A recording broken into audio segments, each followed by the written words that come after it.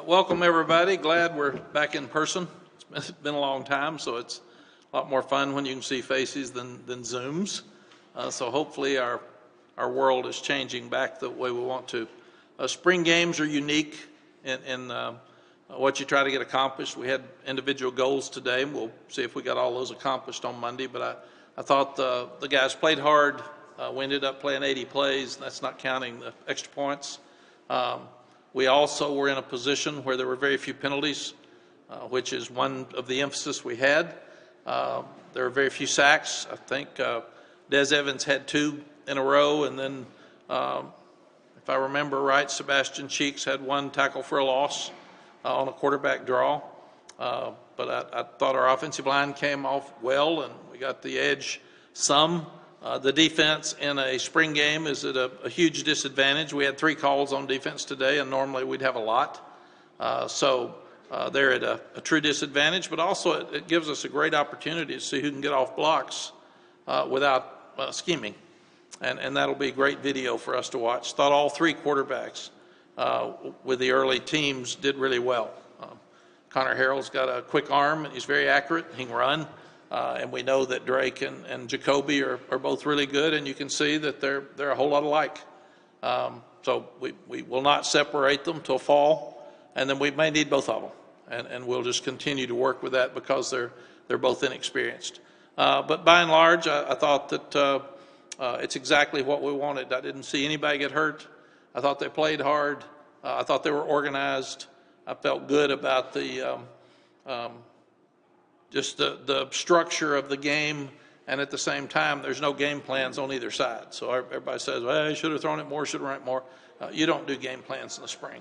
That's just not part of it. So questions? You said Thursday that you were holding British out because you were looking at the other rest of the running backs. I know guys aren't going to make that much of a move in the spring game, but who in that group made a lot of progress from the beginning of spring practice through that? I think we know that British is good. We know that DJ Jones is good. And DJ's just got to stay healthy. And he's been healthy all spring. And he did some good things today. We've been impressed with both Elijah Green and George Pettaway this spring. George has made a huge run in every scrimmage. Today's the first time he really didn't have a breakaway. But you could see there are a few where his quickness, he jumped outside, or he has really good patience, and he made a look back inside. We've got to make sure that he protects the ball. A lot of times high school players aren't as good at ball security, and I'm not sure that was a fumble on our offensive boundary at the end of the game, but it was close enough that you don't want people asking. Caleb Hood's been hurt throughout spring on and off. Kamaro Edmonds has been hurt. He even banged his shoulder a little bit today. So, but right now you'd have to look at British, DJ, Elijah Green, and George Pettaway with Omari and Hampton coming in. And those guys all have a chance to play. Regarding Pettaway, the physicality, you see the bounce and the cuts along with the physicality that in the matter of time when he has more of this experience in practice going against these guys that you'll see that next level kind of take off still? Yeah, he's a lot stronger than he looks because he's so quick, and people think he's slight. He's got really strong lower body. And he's run over some people this spring. The biggest problem with guys that are coming in as freshmen are pass protection. And he's really improving in that area, but the problem is you can't play them in pass protection you can't play them in the game until they learn how to pass protect, because you never know when you're going to have a check or something. So that's what limits them. And I wish we'd had Omari in here this spring, but we didn't. So he'll be here in June, and we'll work hard to get both those guys ready to play next fall. The other day you mentioned you were tackling more, in the practice than you had in a while. Were you pleased just with the way, in terms of just getting guys down the first hit? Yeah, CL. People always talk about toughness with a football team. This group's tackled every day, and they've tackled every day and stayed healthy. And I don't think I've done this much tackling in my whole career. I know it's been since early, and we were limited in some areas, but guys would get banged up and come right back and play. So this team is developing a mental toughness that we really, really need for a young team. And I liked them hitting. It was so competitive, and I liked today. Today was just a game. And you can't hit your quarterbacks. because they're so hard to get. When you get them, you got to keep them healthy. But we've had some guys bump into them this spring and knock them down and push them down, and because they need to learn how to carry the ball too. Your quarterback's usually your worst ball carrier because he never gets hit. But I really like what I've seen out of this bunch. They haven't dodged anything. We've been hard on them. We've been tough on them. We've been demanding, and they've responded to everything we've done. Who won the score all the downs again? I believe you did. Who won the scoring of the downs? And how do you feel about how that impacted the opportunity and the way the game was played? I've got to go back and relook at it because I thought it was very unfair to the defense today that they run 3 defenses and they're not going to win with a vanilla defense. So, and then your blue offense stays on the field a lot more than your white your white offense. So I didn't think it was fair today, so I'll have to regroup and look at that. They were all asking. So I've got pressure on me to figure that out this weekend. But how did you feel maybe the way you changed practices this spring with that emphasis on the competition, winning every down? How did you feel like maybe impacted the performance that you saw today? I thought it was really good, and we've done it at times throughout my career. I thought this spring was the most competitive practices we've had, and I really liked it. We're going to continue to look at what we can do to expand in that area. Back with the quarterback competition being explosive as this, are there a handful of things we're looking toward this offseason to see how they can separate themselves? Yes, Greg, it's a great question, and they're a lot alike. I mean, if you look at them every day and people say, they're just saying that to keep them both here, we're not. I mean, they're a lot alike. Both of them have quick arms. Both of them can throw the ball deep. They're both accurate. They both can run. Jacoby's got more experience because people forget he's been here 2 years now and had a lot more reps. But the biggest thing is who's going to throw to the right guy, who's going to be the most accurate the most of the time. And the other thing is who's getting the ball out of their hands. We've had too many sacks. We didn't have any today. Get the ball out of your hand. And we've worked so hard on that. You watch the great quarterbacks in the NFL, they get the ball out of their hands. And it's gone. So you don't have tackles for loss. Sacks ruin drives. And we've had so many of them to ruin drives. As good as we've been on offense, we've been able to overcome it. I don't want to be that team. I want us to go back and be a lot more consistent. And I'm seeing that with both quarterbacks. So, and we could go back, Greg, and play both of them. We could put one in the game. If he does well, leave him in. If he struggles, put the other one in. And usually somebody has a hot hand during the game. So we've got a lot of thinking to do. We'll go back and look at it hard in the fall. But we're just so fortunate to have 2 really good ones and another young one that I thought looked good. We see that in the spring. On the normal practices, we see Connor do that every day. The other day in the stadium, he had a couple of real bonehead plays that looked like they were high school senior plays. And today he didn't. I thought he did really well, so I'm proud of him as well. With respect to the quarterbacks, with Sam gone, how have you seen Jacoby and Drake change and kind of how they comport themselves, how they communicate with teammates, even stuff like that, when they're eating, how they are, and how they treat themselves? Andrew, it's another good point. We've talked so much about leadership and who are the alpha dogs and who's going to step up and when do they step up. You can see some of that today, but it's probably going to be in the fall. It's probably going to be during a game where we're in trouble, where we see somebody take over. But both of them are more aggressive with their leadership. Both of them are more confident. Both of them know they're going to play. And always before, it was Sam was going to play, and Sam never got hurt. And we weren't beating people badly enough to put them in. So it's kind of hard to continue to work like you're going to play. Right now, they're working really, really hard. You could see Drake didn't make the 4th and 5 to start the game. Jacoby comes in, throws a touchdown. Drake goes right in, throws a deep touchdown. They're watching each other very closely. So they understand that they're in a battle and they can't make many mistakes.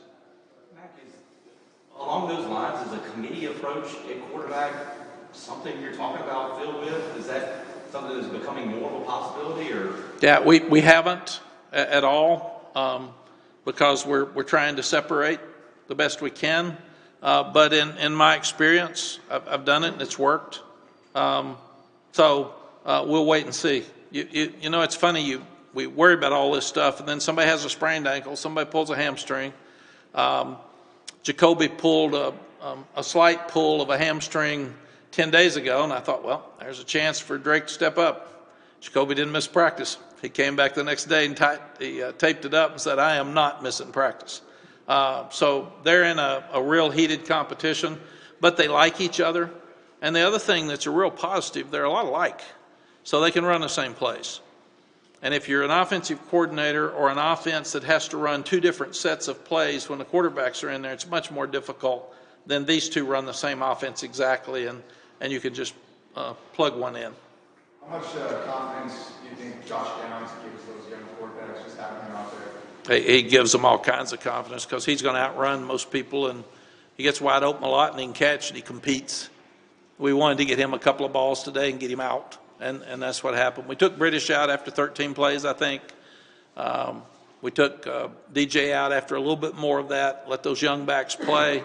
And then same with Josh. We're still really thin at wide receiver. We'd love to have somebody in the portal if it pops up.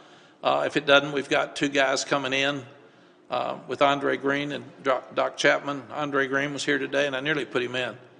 I asked Bubba and I asked compliance, and they wouldn't let us. So I said, just get out of my sight. You look too pretty. We're ready to put you out there. You said Thursday, you talked about Coach McNeil, the kind of teacher that he is. How have you seen that group change, especially in how they go about pass protection?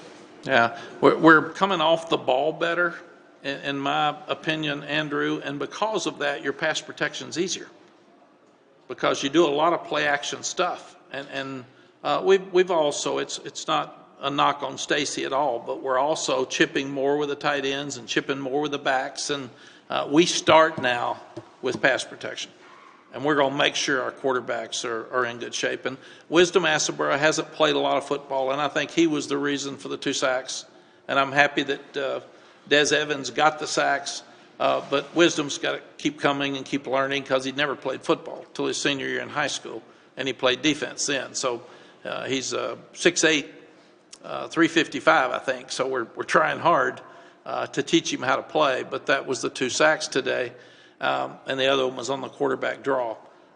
The one thing, though, that I would like to see, I'm going to go back and study every situation. What was our average on first down, offense and defense? I'm going to go down and see. I didn't like the 4th and 4 that they didn't make the first down. So we're not game planning, but I want to see why. We need to make 4th and 4s if we're going to score a lot of points. And the other thing we just can't do right now is we're still not forcing enough turnovers. We have got to force turnovers, and that's really important as well. Noah Taylor didn't play a whole lot. He's best friends with Dwayne Hawkins, and when he lost his life today, it really got Noah. And I asked him if he didn't want to play, and then he had a little pull in his back. But he was just overwhelmed this morning, and he said he did want to play, but thoughts and prayers go out to Dwayne's family and especially Noah when you lose a good friend like that at that age. Yeah, we got time for one more, Coach. Coach, feeding off that a little bit, you've got the brand new offensive line coach, and I don't recall, any holding penalties today. I was just wondering, what it means to kind of have that type of discipline, this early in the year, and just on what kind of impact he's made on that group so far. Well, Tom Luganville with ACC Network said, I don't think I've ever seen this few penalties in a spring game.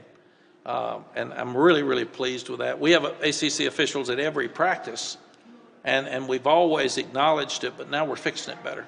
And I really, really like it. The guys are taking great pride. You take Awesome Richards and Ed Montelis have had an outstanding spring. They have been so good. I'm so pleased with them. Corey Gaynor's been a real good addition in leadership and strength, and it also helps us with Brian Anderson and Q Johnson being in there. William Barnes is getting better every day.